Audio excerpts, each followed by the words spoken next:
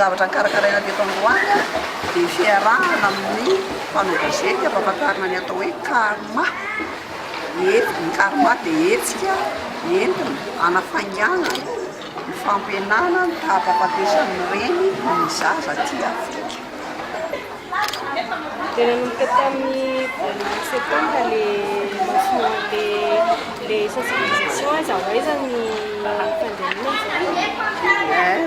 maharaka tsara mihitsy anao tamin'ny septambra izy any dia amin'ny desambra ny farany le karma le campagne fa ny zavatra atao mbola mitohy voanindiny tany Antsirabe reo zay tamin'ny herinandro zay tokony misy tena mpanao gazety fa tsy fantatra hoe aiza le atsoro nanao ny plan de mise en œuvre ao anatin'ny 5 taona dia zay zany ny anaovantsika azy a zay ny angatahana fiaraha-miasa aminareo satria betsaka momba ny communication ao anatin'le izy.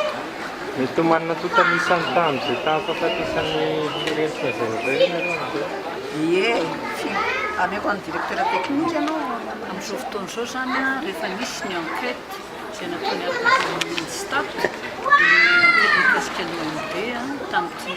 taona 2014 sy 2014 dia hita zany fa zara fanidina tena zara fanidina le tahafahafatesan'ny reny sy ny zaza dia eo hita zany fa 478% la naissance vivante ny fidinany zay hoe nefa nitanjona ny objectif amin'ny taona 2024 dia tokony atata 2 zany 122,000% ny naissance vivante. Dia anatrehan'izay moa zany dia anatin'ny tenin'ny manifeste dia hoe tany Antsirabe zay amin'ny plan de mise en œuvre atao anatin'ny fanavoazana ny tondrozotry zay anafainganana ny fampitohanana la misy reny mbola hoentina anatanterahana an'le asa dia miavy le asa tokony anatanterahana le amin'le campagne aloha dia efa misy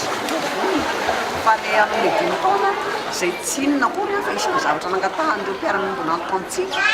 dia na efa zay le maheno sady hoe zay le anatinareo ny karma dia tsy salasalana zany misy mivolana vatsika an'le plan 5 ans io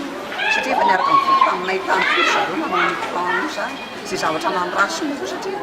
ngamba inonareo fa zava-dehibe ny Madagasikara nanao ny lancement io nahafantaran'ny olona tena miahy ny fahasalaman'ny reny sy ny zazitsika.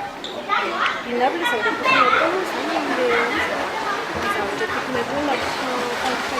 atao sy ny efa natao le voalazany le voalazany teo le fanatanterahana ny tondrozotra dia omeko azy satria dia tahibe satria zay zay fa somary izy dia vitao ao anatiny isan'ny zava-dehibe misoratinao dia fampidirana ny fifandraisana ny mpanao gazety sy ny fahasalamana satria aminay zany a mpanao gazety afaka mivony ny hevitra manaitra ny olona anamboarina ny politika andray atao ny fahasalamana ohatra raha isika fahasalamana miteraka n'le atao hoe dialogue social zay tenenintsika foana hoe tsisy dialogue social ka sarotra be na ny olona angatahnao amin'izay zany dia mety tsy mahazo dikany fa ity zany anisan'ny exercice andalantsika amin'izay le message clé zany a no entina dia iny miteraka ny ady hevitra atao amin'ny santé ary ny fary zay atao amin'ny santé hoe atao aminay ny ainy izay zavatra izay